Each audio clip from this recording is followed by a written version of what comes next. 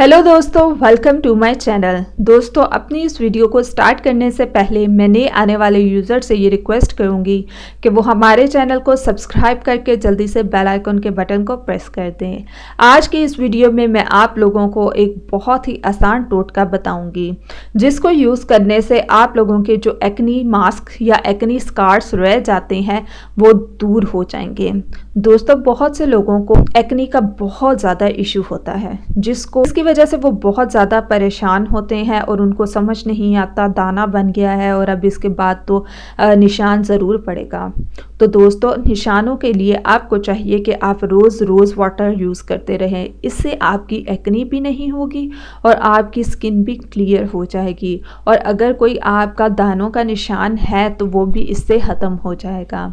दोस्तों, ये छोटे छोटे टिप्स अपने उन दोस्तों के साथ भी शेयर किया करें जिनको इनकी बहुत सख्त ज़रूरत होती है।